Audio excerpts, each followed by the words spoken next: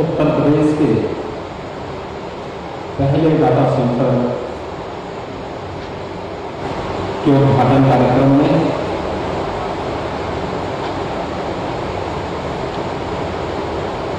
यहाँ पर उपस्थित केंद्रीय सूचना प्रौद्योगिकी और इलेक्ट्रॉनिक्स विभाग के राज्य मंत्री माननीय श्री राजीव चंद्रशेखर जी, उत्तर प्रदेश सरकार में मेरे सहयोगी मंत्रीगण, आईटी इलेक्ट्रॉनिक्स विभाग के मंत्री श्री योगेंद्र उपाध्याय जी, प्रदेश के औद्योगिक विकास के मंत्री श्री नंदगोपाल नंदी गुप्ता जी, आईटी इलेक्ट्रॉनिक्स विभाग के राज्य मंत्री शहजीत पाल जी, प्रदेश के मुख्य सचिव श्री दुर्गा शंकर मिश्र जी, यहाँ के लोकप्रिय सांसद डॉक्टर महेश शर्मा जी, माननीय सांसद राज्यसभा श्री सुरेंद्र नागर जी, विधान परिषद के माननीय सदस्य श्री नरेंद्र भाटी जी, श्री चंद्र शर्मा जी, माननीय विधायक श्री धीरेन्द्र सिंह जी, माननीय विधायक श्री तेजपाल नागर जी,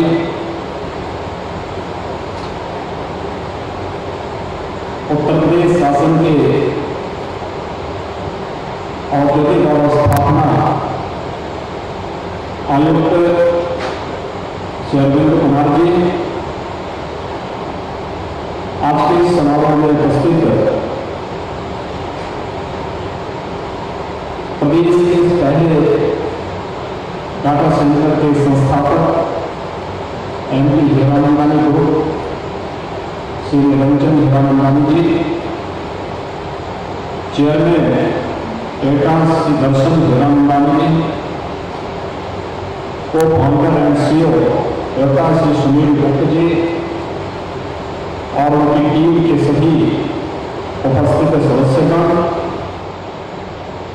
हमारे प्रशासन और अथॉरिटी से जुड़े हुए सभी पुलिस और प्रशासन के अधिकारीगण और उपस्थित भाइयों बहनों, मुझे आप अत्यंत प्रसन्नता की अनुभूति हो रही है कि उत्तर भारत के इस पहले डाटा सेंटर का आज यहाँ पर अभी कुछ देर पहले लोकार्पण हुआ है। मैं इसके लिए डाटा सेंटर इकाई के लोकार्पण और साथ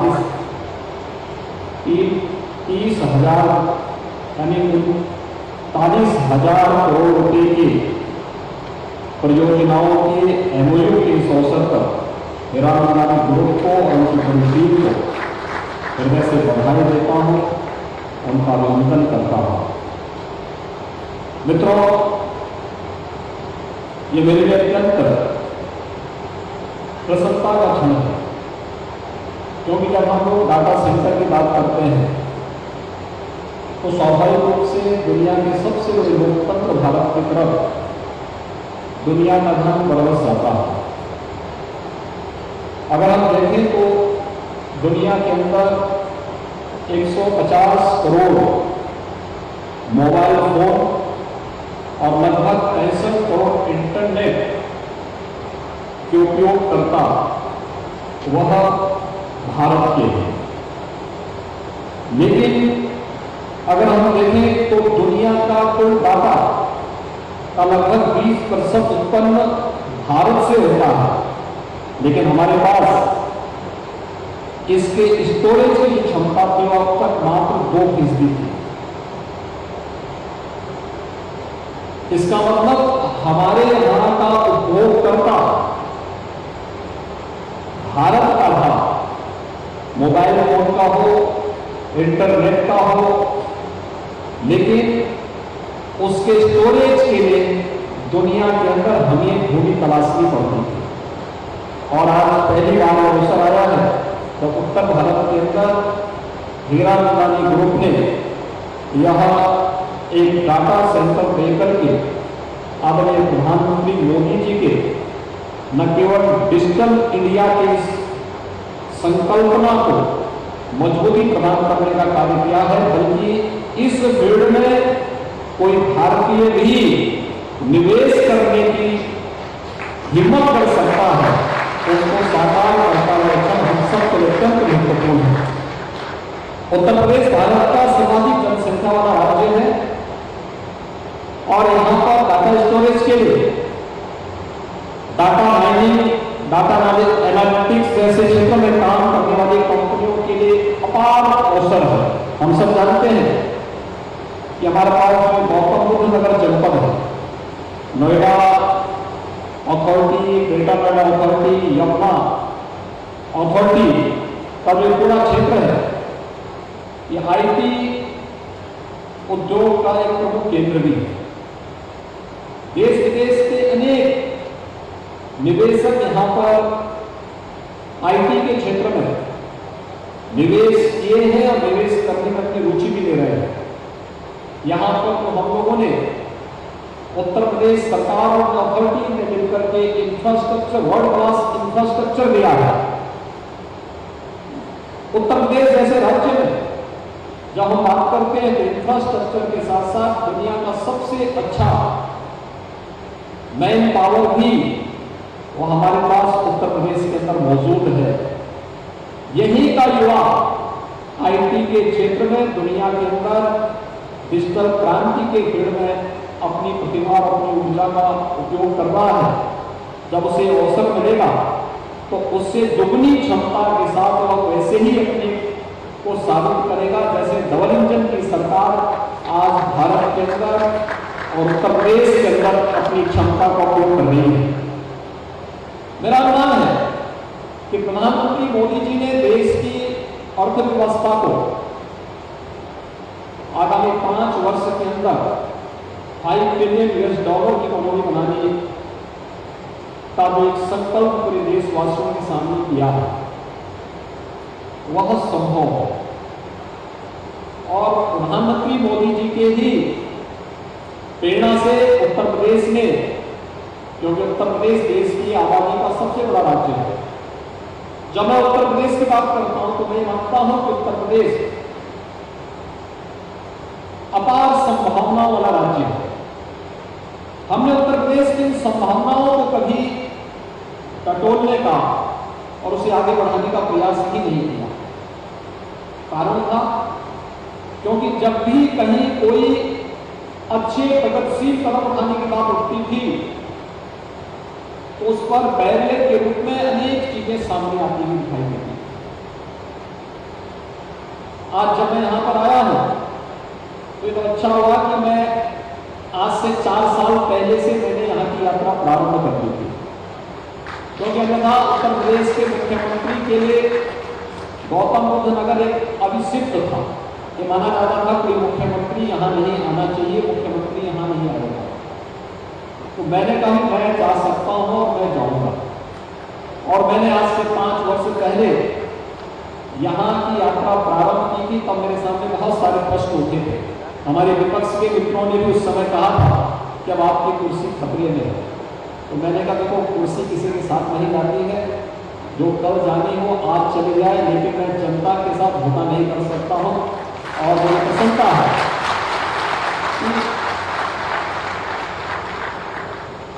हमने जिन लोगों के लिए संकल्प लिया था उन लोगों ने डबल इंजन की सरकार को फिर से वापस लाने के संकल्प के साथ अपने आप को जोड़ा, और आज उसका परिणाम है कि उत्तर प्रदेश देश के अंदर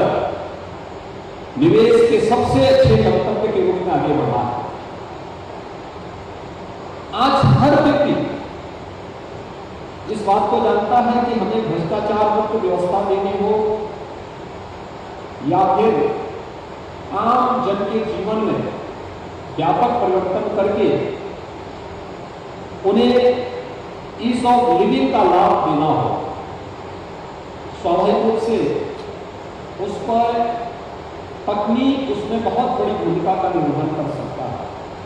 और भाइयों बहनों, हम सब जानते हैं इस सदी की सबसे बड़ी महामारी के दौरान तकनीक ने कितना महत्वपूर्ण रोल अदा किया था। खासतौर पर कोरोना प्रबंधन के दौरान देश के अंदर हम लोगों ने प्रधानमंत्री मोदी जी के नेतृत्व में उन सभी कार्यक्रमों को बखूबी होते हुए देखा। कैसे देश के अंदर 135 करोड़ लोगों को कोरोना जैसी महामारी से बचाने के लिए युद्ध स्तर पर अभियान चले। कैसे हमने तकनीक का उपयोग करते हुए कोरोना स्क्रीनिंग का कार्य घर घर जाकर के किया। कैसे शासन की योजनाओं का लाभ उन लोगों तक पहुंचाने के लिए किया। तकनीक नहीं होती तो टेली कंसल्टेशन के माध्यम से हम वर्चुअल आईसीयू का संचालन प्रदेश में या देश के अंदर नहीं कर पाते। तकनीक नहीं होती तो डीबीटी के माध्यम से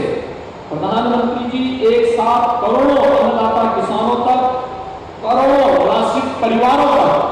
शासन की योजनाओं का लाभ नहीं दे पाते। लेकिन क्योंकि एक विजनरी प्रधानमंत्री जी ने 2014 में आने के साथ ही डिजिटल इंडिया की जो बात की थी, उसके साथ प्रत्येक नागरिक को जोड़ने की जो कार्रवाई प्रारंभ की थी,